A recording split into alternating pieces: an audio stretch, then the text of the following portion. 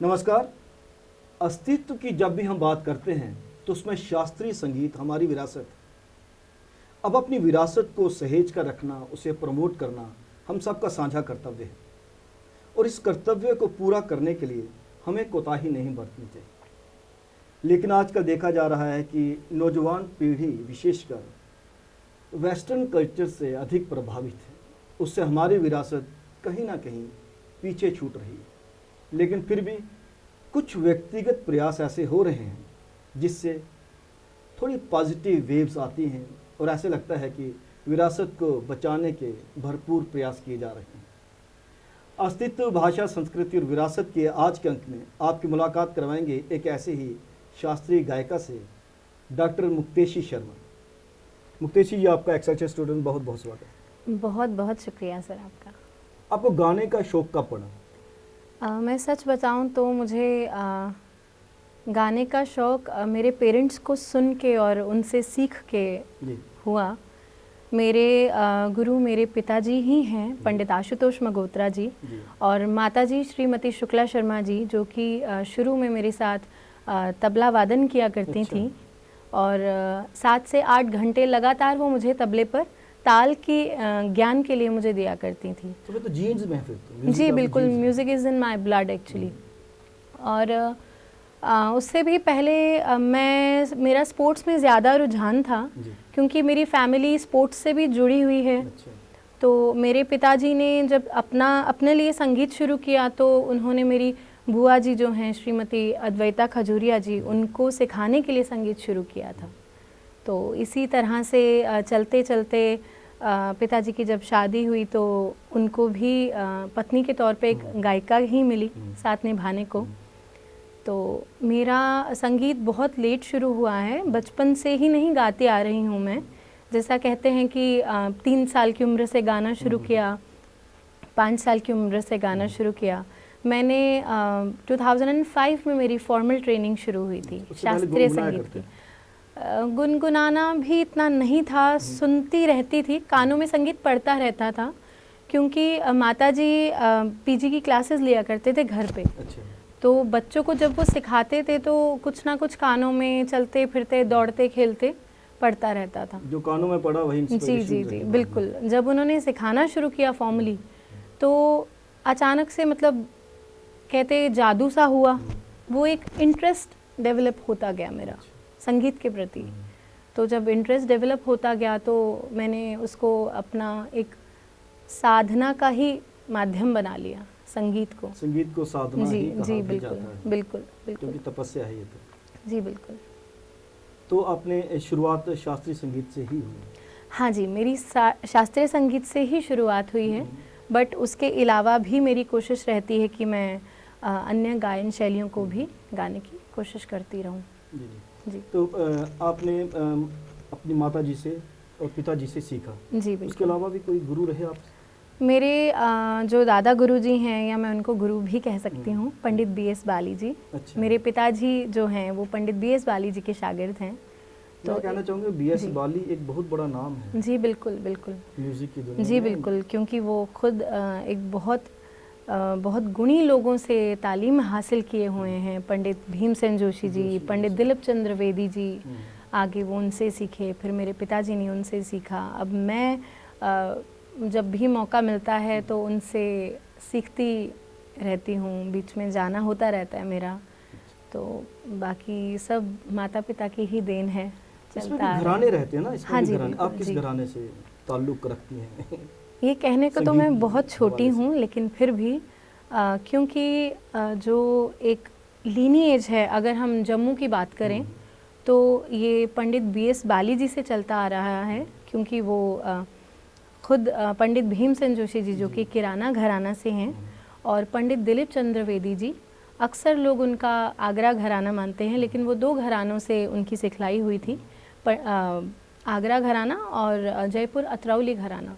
तो मेरी जो गायकी है वो इन घरानों का मिश्रण है। हालांकि मेरे गुरुजी ने मुझे इनमें बांध कर नहीं रखा है, मैं बंधन में नहीं हूँ किसी घराने के, लेकिन फिर भी आप अगर अंश मात्र भी देखेंगे, या जो तैयारी का जो पोर्शन है मेरे गायन में, वो इन्हीं घरानों से मेल खाता है। तो म्यूजिक आप पर इतना हावी हुआ कि आपने एकेडमिक फिर इसी में, हाँ जी, डॉक्टरेट बिल्कुल। इसी में किया? डॉक्टरेट से पहले तो ऐसा था कि मैं नॉन मेडिकल में ज़्यादा इंटरेस्टेड थी, अच्छा। बट जब 11th 12th के लिए मुझे स्ट्रीम चूज़ करना था तो फिर फादर साहब बोले कि अगर तो आपको प्रोफेशनली इसको आगे बढ़ाना है तो आपको नॉन मेडिकल छोड़ना पड़ेगा, क्योंकि म्यूजिक जिस की तरह तरफ। से उसमें रात दिन लगाने पड़ेंगे, इसमें भी आपको रात दिन लगाने पड़ेंगे। लोग कहते हैं इसके लिए बहुत रियाज चाहिए। जी, बहुत बहुत आप ज़्यादा। कितने घंटे रियाज करती हैं रोजाना? मैं सच बताऊं तो मैंने कभी टाइम Permanent? कभी नोट नहीं किया, अच्छा। कभी नोट नहीं किया। जब मुझे लगता है कि नहीं अब मुझे बैठ जाना चाहिए तो मैं रियाज पर बैठ जाती हूँ, जब कभी मूड करता है तो उठ जाती हूँ। नहीं, अक्सर जब यहाँ पे हम अक्सर शास्त्रीय गायकों के या वाद्य यंत्र बताने वालों को उनके इंटरव्यूज करते हैं तो वो यही कहा करते हैं कि रियाज भी बंदिश में नहीं होना चाहिए कि आपको बिल्कुल, इतने बिल्कुल। घंटे करना है तो बिल्कुल। करना ही है। जब आपका मन करे तो रियाज करना चाहिए। देखिए, एक रियाज वो होता है जो आप घंटों घंटों साधना में लगे रहें। वो मन से फिर जी बिल्कुल। जबरदस्ती नहीं हो और सकती इसमें। एक रियाज ऐसा भी है जो गलत नहीं है सही, but if you don't have much time to do, आप ऐसा कर सकते हैं कि आप 2-3 घंटे भी अगर प्रैक्टिस करते हैं तो वो वाजिब करिए, टेक्निकली परफेक्ट होके करिए। जी। शास्त्रीय गायन करने के लिए टेक्निकली और शास्त्रीय नियमानुसार साउंड होना बहुत ज़रूरी है।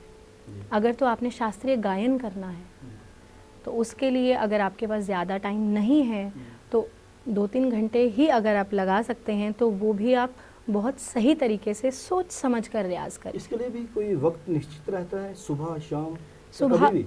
नहीं, शास्त्रीय ज़्यादातर लोग संगीत तो आप सुबह। कभी भी शुरू कर सकते हैं, अच्छा। ऐसा कुछ नहीं है। लेकिन हाँ, गुरुजन कहते हैं कि सुबह का जो रियाज है वो उससे खरज आपका बहुत इम्प्रूव होता है। खरज मीन्स मंद्र सप्तक, जो लोअर नोट्स होते हैं, अच्छा। लोअर ऑक्टेव जो है वो बहुत इम्प्रूव्ड रहता है आपका। और वो आप जितना सुबह उठकर मंद्र सप्तक का अभ्यास करेंगे वही आपको तार सप्तक के स्वरों में भी जाने के लिए बहुत लाभकारी होगा। अच्छा। जी। अतीत की बात करें तो जैसे कि आपने खुद भी कहा कि पंडित भीमसेन जोशी सरीखे जी शास्त्रीय गायक यहाँ पे आते रहे, परफॉर्म जी करते जी रहे, जी बिल्कुल। जिससे कि बहुत से लोगों को प्रोत्साहन मिला। पंडित उमादत्त शर्मा जी हो गए, जी, फिर उनके बाद पंडित शिव कुमार शर्मा जी हुए। जी जी अल्लाह जी, रखा खान यहाँ से हैं। जी तो बिल्कुल। एक विरासत में जब हम बात करते हैं तो जम्मू प्रदेश की, जम्मू संभाग के पास बहुत सरमाया है। जी बिल्कुल, बिल्कुल। अतीत के हवाले से तो ये बात कही जा सकती है। वर्तमान में क्या वैसे ही मंच उपलब्ध हैं? मैं भरे दुख के साथ ये बात बोलूँगी कि आज शास्त्रीय गायकों के लिए, क्या वादकों के लिए जम्मू में स्टेज उपलब्ध नहीं है। जैसा होना चाहिए, जैसा दिल्ली में है, जैसा मुंबई जैसी जगहों में है, जैसा कोलकाता में है, जैसा यूपी में है, बनारस में है। कभी यहाँ भी था, कभी यहाँ, था हाँ। पर अब नहीं है, नहीं। अब नहीं है। तो और कल्चरल इसी वजह से हमें प्रोत्साहन भी नहीं मिल पा रहा है। जो भी प्रोत्साहन मिलता है वो यहाँ से बाहर जाकर जब आप जी, मंच पर बिल्कुल। प्रस्तुतियाँ देती जी हैं बिल्कुल, वहीं से मिलता है। बिल्कुल। लेकिन वहाँ से डेडिकेशन जो लेके आती हैं डिवोशन के साथ यहाँ पे फिर मैं काम प्रैक्टिस भी करती करती हूँ हैं। इसको। जी बिल्कुल। J&K academy of art culture and languages, उसका ये फ़र्ज़ बनता है कि जो विरासत की चीज़ें हैं उनको सहेजा जाए। तो उसी में अगर बात की जाए तो कभी कभी यहाँ पे भी हुआ करता है, institute of music and fine arts की तरफ से शायद कुछ सालाना एनुअल डे हुआ करते थे जिसमें जी। परफॉर्मेंस का मौका मिलता था। बहुत अरसा हो गया, अब वो भी नज़र नहीं आता। वो नज़र नहीं आता है। अब जैसे आप देख लेंगे यूनिवर्सिटी जो सालाना जो ऑर्गेनाइज करती है डिस्प्ले योर टैलेंट, उसमें फिर भी हम कह सकते हैं कि जो यूथ है उनको मौका मिलता है। क्या सालाना एक मौका मिलना नहीं, वो वाजिब नहीं है, बट कुछ ठीक है, कुछ सालाना अगर एक मौका मिलता है, उनको मालूम पड़ता है कि हमारा क्या लेवल है और हम किस लेवल तक इम्प्रूवमेंट कर सकते हैं। But one moment is not enough. वो देखेंगे, बस कुछ दिन मेहनत करेंगे और कितने दिन वो लगातार लगे रहेंगे। उनको भी तो स्टेज चाहिए और एक परफॉर्मर के लिए स्टेज इज़ एवरीथिंग। जब आपको परफॉर्मेंसेस करने का मौका नहीं मिलेगा तो आप ख़त्म समझिए। खाली रियाज करने से तो कुछ नहीं होगा। उसको रियाज लोगों के सामने रियाज तो होगा ही होगा, बट प्रस्तुति उस रियाज को दिखाना भी तो दिखाना बहुत भी तो ज़रूरी चाहिए। है। तो अगर मंच अगर स्टेज नहीं है तो रेडियो भी आजकल काफ़ी कम हो गया, रेडियो पे भी। नहीं, तो रेडियो दूरदर्शन पे का तो स्तर शास्त्रीय संगीत रेडियो का स्तर अब वैसा नहीं रहा है जो पहले था एक टाइम पे। हर चीज़ पहले ही क्यों रही फिर जम्मू में? उदासीनता ये शास्त्रीय संगीत के तरफ बहुत दुख की उदासीनता बात क्यों? है कि जो हमारा यूथ भी है वो बॉलीवुड हो गया, इवन R&B हो गया, वेस्टर्न सिंगिंग हो गई, इन चीज़ों की तरफ, गज़ल गीत, इन चीज़ों की तरफ बढ़ रहे हैं। लाइट म्यूजिक की तरफ ज़्यादा लोग। अच्छी बात है, वो भी संगीत है, बट जो अपनी मिट्टी की चीज़ है उसको ना भूलें। कितना ज़रूरी है रियाज के साथ साथ पढ़ना संगीत को? क्योंकि भरत मुनि जी ने जो नाट्य शास्त्र लिखा है उसमें उन्होंने सीधे सीधे लिखा है कि संगीत भी बहुत बड़ा पार्ट है। जी बिल्कुल। दैनिक और लाइफ का भी हमारी संगीत के विरासत बिना है। जीवन है ही नहीं। सृष्टि की उत्पत्ति हुई थी, उसका भी आधार कहीं ना कहीं आप देखेंगे संगीत ही था। जी। और संगीत के बिना हमारा कुछ भी नहीं है। तो संगीत, मैं कहती हूँ मेरी ज़िंदगी तो आप पूछेंगे तो मैं यही बोलूँगी, संगीत से ही मेरी ज़िंदगी है। और संगीत करते करते ही जाना चाहूँगी, संगीत के बिना नहीं जाना चाहूँगी जब भी जाऊँगी। आपका पसंदीदा राग कौन सा है?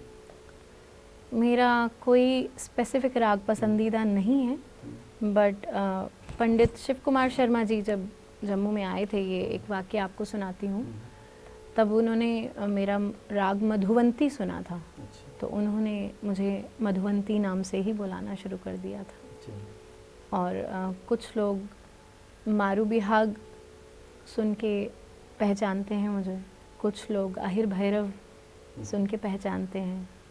तो पसंदीदा तो ये सब ही है। मैंने आपको इसीलिए बताया कि संगीत मेरे लिए साधना है।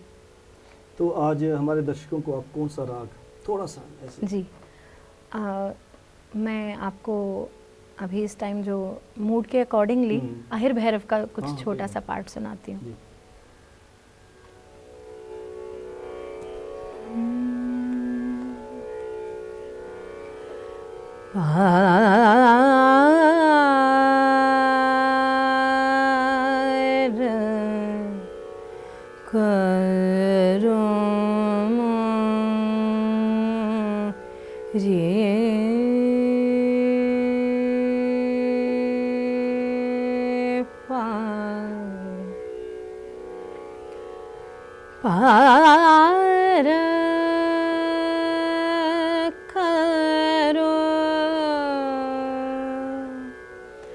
पार करो मोरी नैया, पार करो मोरी नैया, पार करो मोरी नैया, जग के तो पालनहार,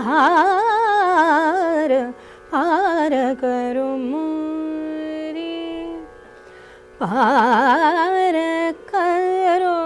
करो मोरी मोरी नैया, पार करो मोरी, पार पार करो मोरी मोरी, पार करो मोरी, पार करो रे। वाह, क्या बात है। शास्त्रीय संगीत से अंदर से जो मानसिक शांति का अनुभव होता है, जैसे आप गा रही थी तो अजीब सा शांति का अनुभव हो रहा जी, है। मैं आपको इस राग के एक बहुत खासियत बताना चाहूँगी।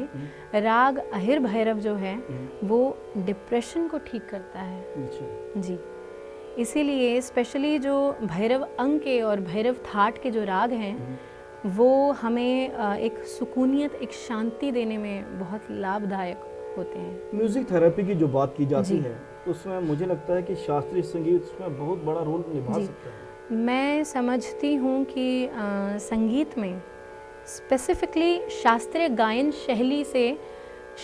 शैली से बेहतर कुछ नहीं हो सकता डिप्रेशन को ठीक करने के लिए। अच्छा। जी बिल्कुल।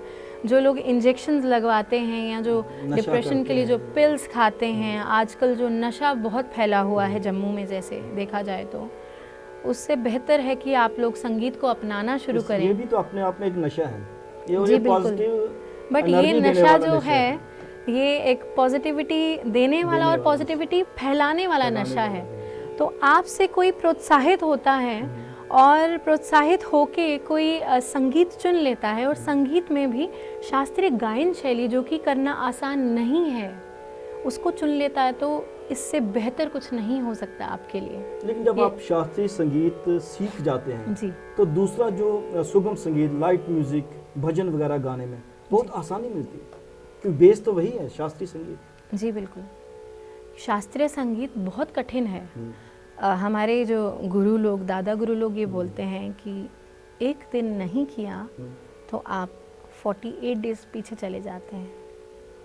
तो ये मायने रखती है बात, क्योंकि उन्होंने बोला है, उन्होंने करके देखा है, और वही एक्सपेरिमेंट्स आगे मैंने भी किए हैं, तो ऐसा होता है।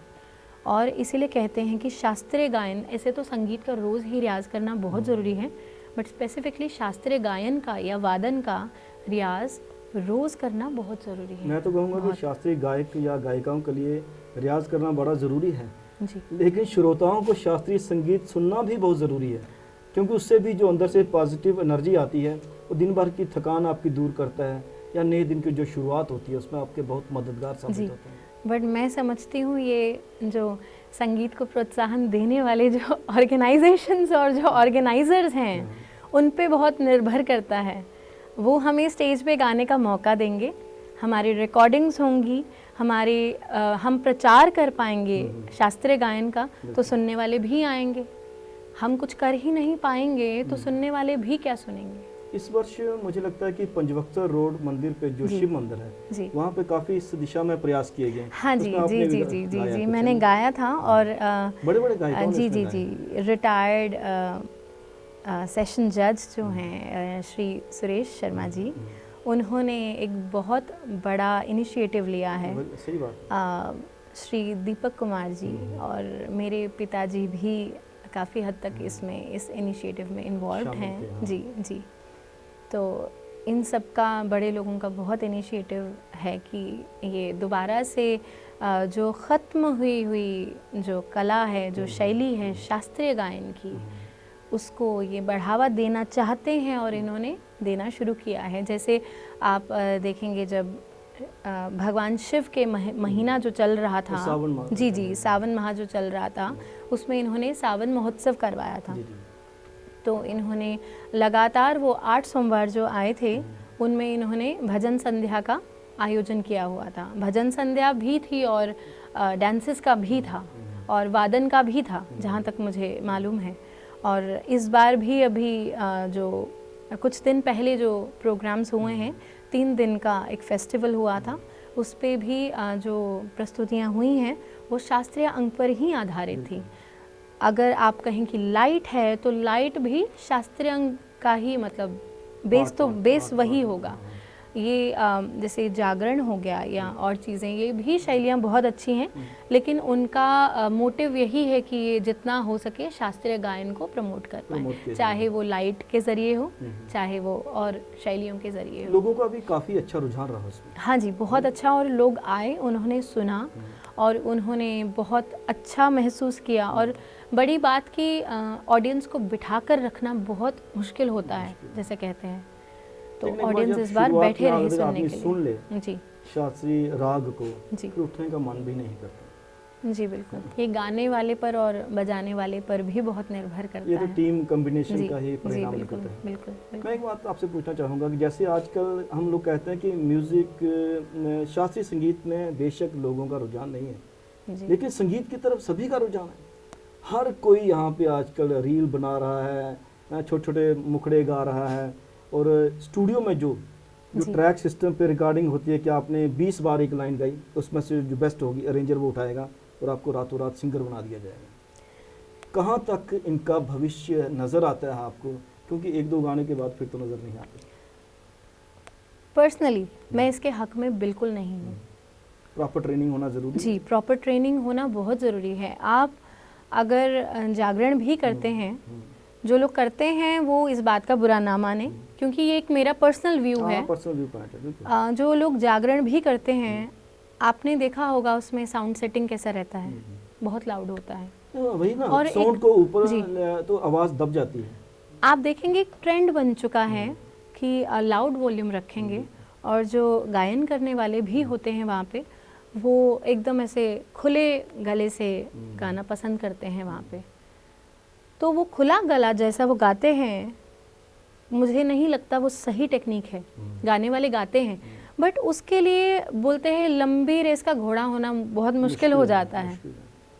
गला एक बहुत नरम सी और बड़ी सेंसिटिव सी एक मतलब खूबसूरत चीज़ दी है हमें भगवान ने।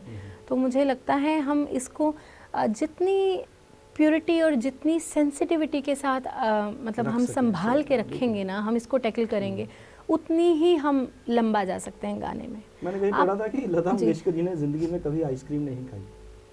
पता नहीं ये सच है कि झूठ है। हाँ, इस बात से मैं वाकिफ नहीं हूँ, लेकिन हाँ आप देखेंगे कि कलाकार ज़्यादातर ठंडा अवॉइड करते हैं। जी, इसका रीज़न ऐसा है कि जिस तरह से हम व्यायाम करते हैं, हमारी एक्सरसाइज होती है, तो हमारी बॉडी बहुत गर्म रहती है ऐसे में। तो उसी तरह से हमारे जो गले की एक्सरसाइज होती है, उससे हमारे वोकल कॉर्ड्स जो हैं वो बहुत गर्म रहते हैं। तो हम कुछ भी ठंडा खाएंगे, अब जिस तरह से हम तानों का अभ्यास करेंगे, तो जितनी गर्मी और जितनी नरमियत उसमें पैदा हो जाती है, अगर उसके बाद हम ठंडा और ये चीज़ें खाएंगे, तो हमारे वोकल कॉर्ड्स जो हैं वो स्टिफनेस की तरफ जाएंगे। नुकसान होगा, और नुकसान ऐसा होगा, एक तो स्टिफनेस हो जाएगी, सेकेंडली आपका गला बैठा बैठा रहेगा। क्या पता अच्छी तरह से गा नहीं पाता, अच्छी तरह से नहीं गाएंगे। अब मेरी जैसे कोशिश रहती है, मेरे गुरुजी ने मेरी गायकी जिस तरह से बनाई है, उन्होंने फुल रेंज गायकी बनाई है। अच्छा। मंद्र सप्तक, मध्य सप्तक, तार और अति तार। तो मैं तो प्रेफर नहीं करती हूँ आइसक्रीम खाना। अदरवाइज़ ठंडे का परहेज़ रहता है, अदरवाइज़ आप कुछ भी खा सकते हैं, क्योंकि बाहर जब जाना होता है तो ये तो डेफिनेटली है कि आपको घर का खाना तो नहीं मिलेगा। वहाँ का कैसा प्रोडक्ट्स यूज़ किए होंगे उन्होंने, कैसी ऑयलिंग होगी, कैसा नहीं होगा, वो हम उससे वाकिफ़ नहीं होते हैं। तो हमें अगर ऐसा भी खाने की आदत नहीं होगी तो मुश्किल होगी, सर्वाइव करना भी मुश्किल है, बहुत मुश्किल है, बहुत मुश्किल है, नो डाउट। चलिए, भविष्य में भी आपसे शास्त्रीय संगीत के हवाले से बातें करेंगे जी। आप एक्सेलेंस स्टूडियोज में बहुत बहुत धन्यवाद। शुक्रिया जी, शुक्रिया। अस्तित्व के संत में आपने बातचीत सुनी डॉक्टर मुक्तेश्वरी शर्मा से, मुक्तेशी शर्मा से। तो उन्होंने सीधे सीधे कहा कि अगर आपको संगीत में नाम कमाना है, रियाज ज़रूरी है, तो नाम कमाना चाहिए अपनी विरासत के हवाले से शास्त्रीय संगीत में, जो कि एक तो हमारी संस्कृति का बहुत बड़ा भाग है, और उसे बचाना, उसे सहेज कर रखना, उसे प्रमोट करना हम सब का, जैसे मैंने पहले भी कहा, साझा कर्तव्य है। कैमरा पर्सन करण सिंह के साथ राजेश्वर सिंह राजू को अब दीजिए इजाज़त। नमस्कार।